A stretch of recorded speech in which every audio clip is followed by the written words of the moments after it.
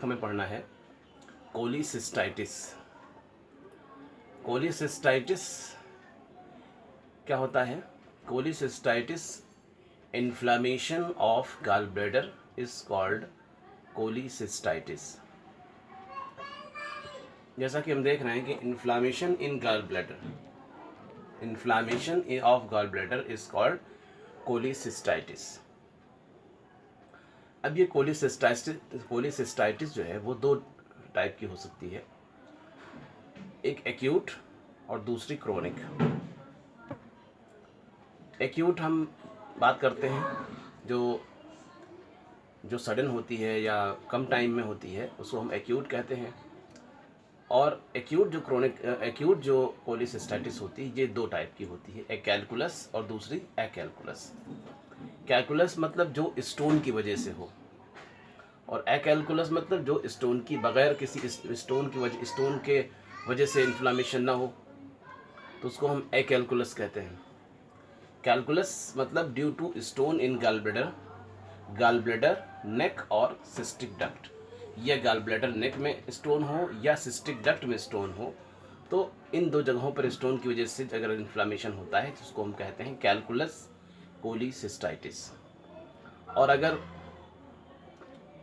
Calculus के अलावा कोई जो है कोई मतलब रीज़न हो, जैसे कि मेजर सर्जरी है, ट्रॉमा है, जिसकी वजह से जो है इस्कीमिया हो गया, बर्न है जिसकी वजह से जो है लो ब्लड सप्लाई हो गई, सेप्टिसीमिया या सेप्सिस हो गई, या इम्यूनो कंप्रोमाइज पेशेंट है, यानी जिसकी इम्यूनिटी बहुत कमज़ोर है, बहुत वीक इम्यूनिटी है, तो ऐसे केसेस में inflammation of the gall bladder हो सकता है। तो ये चूँकि यहाँ पर कोई कैलकुलस का फॉर्मेशन नहीं हुआ, अदर काउजेज है, इसलिए ए कैलकुलस एक्यूट कोलिसिस्टाइटिस कहते हैं। अगर हम इसकी पैथोलॉजी के बारे में देखें तो क्या होता है कि जब स्टोन इसमें जो है लॉज्ड हो जाता है, नेक में हो या कहीं भी, तो ये एक ऑब्स्ट्रक्शन क्रिएट करता है, जिससे यहाँ का जो प्रेशर है, स्टोन इंट्राल्यूमिनल प्रेशर बढ़ जाता है। इंट्राल्यूमिनल प्रेशर बढ़ता है तो ये गॉल ब्लैडर डायलेट करता है तो वॉल पर प्रेशर पड़ता है। उस वॉल पर प्रेशर पड़ने की वजह से जो इसकी जो ब्लड सप्लाई होती है वो जो है उस पर प्रेशर पड़ता है, जिसकी वजह से गॉल ब्लैडर की ब्लड सप्लाई जो है वो कमज़ोर हो जाती है या वीक हो जाती है, जिससे ischaemia of the gall bladder हो जाता है। Ischaemia of the gall bladder से कहता है कि सेल्स, इसके निक्रोसेल्स, इनकी सेल्स के अंदर लाइसेथिन होता है, वो लाइसोलेसिथिन में चेंज होता है, वो सेल इंजरी, ये म्यूकोसल इंजरी कॉज करता है, और इसकी म्यूकोसा जो है वो इंजर्ड होती है, और ये इंजर्ड म्यूकोसा डिफरेंट केमिकल का रिलेशन जो है साइटोकाइन का सिक्रेशन करती है, जिससे इन सेल में इन्फ्लामेशन हो जाता है। तो inflammation of the gall bladder हो जाता है, और इन्फ्लामेशन को ही जो हम कोलिसिस्टाइटिस कहते हैं। तो इस तरह से ये सेल्स, इस गॉल ब्लैडर सेल्स के अंदर, गॉल ब्लैडर म्यूकोसा के अंदर इन्फ्लामेशन हो जाता है। ठीक है, तो ये कहलाता है कोलिसिस्टाइटिस। से इसकी पैथोलॉजी है। मॉर्फोलॉजी अगर हम देखें तो क्या होता है कि अगर हम इसका जो है ग्रॉस पूरा आउटर देखें तो एग्जामिनेशन पर हमें enlarged tense red gall bladder दिखाई देता है। रेड इस वजह से होता है क्योंकि वहाँ पर उसके म्यूकोसा, सब म्यूकोसा में जो है हेमोरेज हो जाता है, क्योंकि बहुत ज़्यादा प्रेशर बढ़ जाने से ब्लड वेसल्स जो है वो जो है वो क्या आती है, वो इंजर्ड हो जाती है, जिससे हेमोरेज होता है सब म्यूकोसा में, जिससे सब म्यूकोसल हेमोरेज हमें दिखाई देता है। और इसकी ल्यूमन, गॉल ब्लैडर के ल्यूमन में क्या होता है, उसके अंदर टर्बिड बाइल होता है, जो इसमें ब्लड भी हो सकता है, फाइब्रिन या पस के अंदर, फिर वो पस में भी चेंज हो सकता है। इसके अलावा अगर इसकी वॉल में देखें तो इसकी वॉल में माइक्रोस्कोपिक स्ट्रक्चर देखें तो वॉल के अंदर हमें बहुत सारे अल्सरेशन यानी छोटे छोटे घाव मिलते हैं, एडिमा होता है, न्यूट्रोफिलिक इन्फिल्ट्रेशन होता है, और कंजेशन मिलता है यानी ब्लड कंजेशन होता है। और इसके अलावा फिर इन सब चीज़ों के बाद सेल निक्रोसिस शुरू हो जाती है। तो ये हमें इसकी उसमें मिलता है। क्लिनिकल फीचर की अगर हम बात करें तो इससे क्लिनिकल फीचर में हमें बहुत कुछ मिलता है। क्लिनिकल फीचर में पहले तो नोजिया होती है, वॉमिटिंग होती है और एनोरेक्सिया। इसके अलावा जो है इसके में right hypochondrial pain radiating to back, यानी ये पेन होता है जो राइट हाइपोकॉन्ड्रियम में पेन फील होता है और जो है बैक की तरफ रेडिएट करता है, यानी पीछे की तरफ रेडिएट करता है। ये पेन जो है 6 आवर तक जो है परसिस्ट करता है। तो जो है ये 6 आवर तक ये पेन जो है वो परसिस्ट करता है। और एग्जामिनेशन पर अगर हम देखें, अगर इसके एग्जामिनेशन किया जाए तो एग्जामिनेशन पे हमें इसके जो है राइट हाइपोकॉन्ड्रियल रीजन में सब कॉस्टल जो है हमें रिजिड एंड टेंडरनेस और रिजिडिटी मिलती है।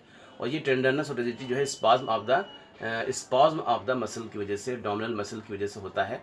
और जो है हमें जो है जो अगर देखें गॉल ब्लैडर का जो है टेंडरनेस जो है हमें बहुत कम मिलती है देखने में। वो जो टेंडरनेस होती है वो spasm of the abdominal muscle की वजह से होती है। तो ये हुआ एग्जामिनेशन और क्लिनिकल फीचर में। अगर हम इनका इन्वेस्टिगेशन करेंगे तो हम यूएसजी यानी अल्ट्रासोनोग्राफी के थ्रू हम जो है देख सकते हैं कि गॉल स्टोन का फॉर्मेशन हुआ है। तो इस तरह से हम इसकी क्लिनिकल है इसका हम जो है वो इन्वेस्टिगेशन कर सकते हैं।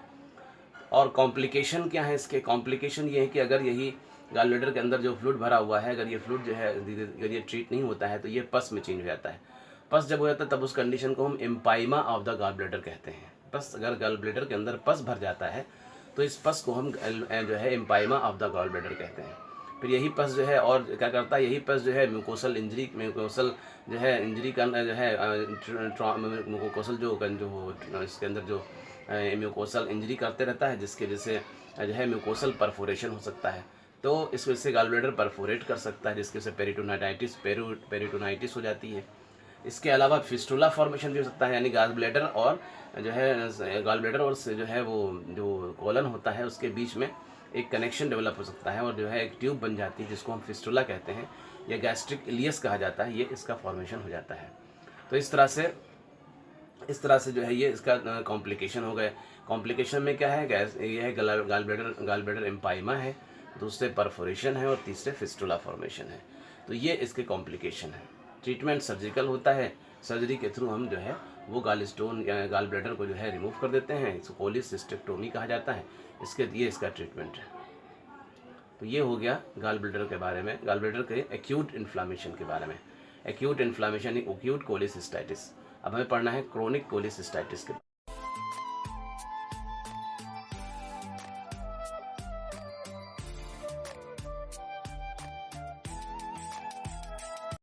तो नेक्स्ट है क्रोनिक कोलिसिस्टाइटिस। क्रोनिक कोलिसिस्टाइटिस मतलब प्रोलॉन्ग जो है कोलिसिस्टाइटिस, एक्यूट कोलिसिस्टाइटिस की क्या रीज़न हो सकती है? तो अगर बार बार एक्यूट कोलिसिस्टाइटिस होती है तो ये फाइनली रिजल्ट करती है क्रोनिक कोलिसिस्टाइटिस में। इसके अलावा अगर गॉल ब्लैडर के अंदर बहुत सारे स्टोन फॉर्मेशन हो जाए, मल्टीपल स्टोन फॉर्मेशन हो जाए, तब भी ये जो है क्रोनिक कोलिसिस्टाइटिस की तरफ जो है वो एक्यूट कोलिसिस्टाइटिस जो है वो क्रोनिक कोलिसिस्टाइटिस जो है वो कॉज हो जाती है। इसके मार्फोलॉजी अगर देखें तो इसमें डायलेटेड गॉल ब्लैडर होगा या श्रंकन होगा, लेकिन मोस्ट कॉमनली श्रंकन यानी सिकुड़ा हुआ गॉल ब्लैडर मिलता है। इसकी वॉल थिक होती है, मोस्ट कॉमनली थिक होती है, लेकिन थिन भी हो सकती है, लेकिन मोस्ट कॉमनली थिक होती है। और अगर इसकी सिरोसा देखी जाए तो सिरोसा जो सरफेस होती है इसकी शाइनी होती है, लेकिन कभी कभी ये डल भी हो सकती है। इसके ल्यूमेन के अंदर हम देखें तो मल्टीपल स्टोन मिलते हैं, मोनोन्यूक्लियर इन्फिल्ट्रेशन मिलता है। इसकी लेमाइना प्रोपिया के अंदर फाइब्रोसिस मिलती है। देखिए लेमाइना प्रोपिया, इसमें फाइब्रोसिस नज़र आ रही है। ये लेमाइना प्रोपिया के अंदर फाइब्रोसिस मिलती है। इसके अलावा जो है अगर हम कॉम्प्लिकेशन देखें तो इसके कॉम्प्लिकेशन में एक तो होता है डिफ्यूज़ इंट्राम्यूरल डिस्ट्रोफिक कैल्सिफिकेशन, यानी पूरे जो है जो ल्यूमेन इसका वॉल है, इसके वॉल में कैल्सिफिकेशन हो जाता है, जिसको हम कहते हैं डिफ्यूज्ड डिस्ट्रोफिक कैल्सिफिकेशन। ये कैल्सिफिकेशन कंडीशन को पोर्सलिन गॉल ब्लैडर कहा जाता है। और इसके अलावा जो है इसके रिस्क ऑफ मैलिग्नेंसी भी होती है इसके कॉम्प्लिकेशन में। इसके अलावा जो है एक ख़ास जो फिल्ट्री जिसका जो कॉम्प्लिकेशन होता है कि जो म्यूकोसल लाइनिंग होती है ये आउट पाउचिंग हो जाती है, जो है ये मस्कुलर लेयर में, इस मस्कुलर लेयर के अंदर आउट पाउचिंग हो जाती है इसकी। इस आउट पाउचिंग कंडीशन को हम कहते हैं रॉकिटेंसी एशॉफ साइनसिस कहते हैं। ये भी इसका एक कॉम्प्लिकेशन होता है। तो इस तरह से इससे कॉम्प्लिकेशन है, इसका ये कॉम्प्लिकेशन है। तो ये हो गई क्रोनिक कोलिसिस्टाइटिस के बारे में।